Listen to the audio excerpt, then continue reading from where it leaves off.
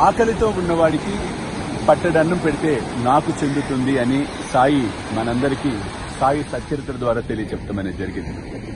కాబట్టి పట్టడన్నం అనేది కాదు, కడుపు నిండా ఆకలితో ఉన్న వారికి భోజనం పెట్టే కార్యక్రమమే శ్రీ సాయి భోజన్. కాబట్టి మీరు కూడా ఈ అద్భుతమైన మహాయజ్ఞంలో పాలు పంచుకొని సాయి కృపకు పాత్రలు కావాల్సిందిగా కోరుతూ ఉన్నాను. వివరాలకు కింద కనిపిస్తున్న ఫోన్ నెంబర్స్ కి ఫోన్ చేయండి. చూస్తూనే ఉండండి శ్రీ సాయి సర్వస్వం యూట్యూబ్ ఛానల్. కాస్త ఆకలిస్తే హెడ్ ఎక్ తలకాయ పట్టుకోవటం, వామ్మో గ్యాస్ వచ్చేస్తుంది. తెలియని వాడు పాపం హెచ్పి గ్యాస్ ఇండియన్ గ్యాస్ వస్తుందేమో అనుకుంటారని. క్లైమేట్ మారిపోతుంది, అంతా ఎంత విచిత్రంగా మారుతుందో చూడండి. అంటే శరీర పటుత్వం పోతుంది ప్రతి ఒక్కడికి. 60 ఏళ్ళు బతికే రోజులు పోతున్నాయి, క్రమేపీ తగ్గుతుంది లైఫ్ స్పాన్. 50 సంవత్సరాలకు వచ్చే పరిస్థితి వస్తుంది రోజు రోజుకి.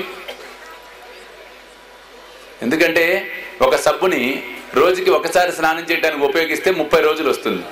ఒక సబ్బుని రోజుకి 3 సార్లు స్నానం చేయడానికి ఉపయోగిస్తే 10 రోజులు వస్తుంది. అదేవిధంగా ఈ శరీరాన్ని ఎంత ఉపయోగించాలో అంత కాకుండా అతిగా మనం ఉపయోగిస్తున్నాం.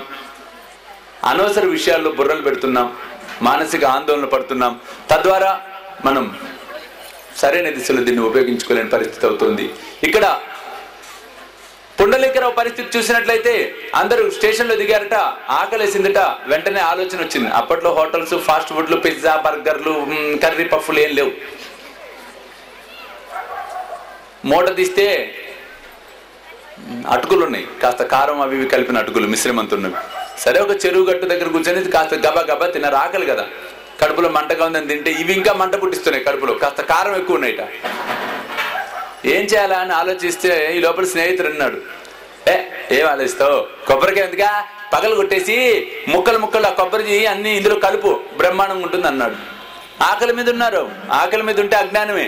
అందుకే బాబా ఆకలితో గుడికి రావద్దురా, తిని రండిరా అంటున్నాడు. ఆకలితో ఉంటే అజ్ఞానమే, జ్ఞానం పోతుంది.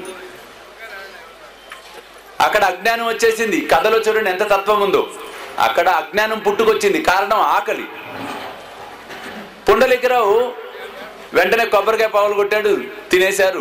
తీరా చూస్తే కొబ్బరికాయ వాసుదేవానంద సరస్వతి స్వామి ఇచ్చిన కొబ్బరికాయ.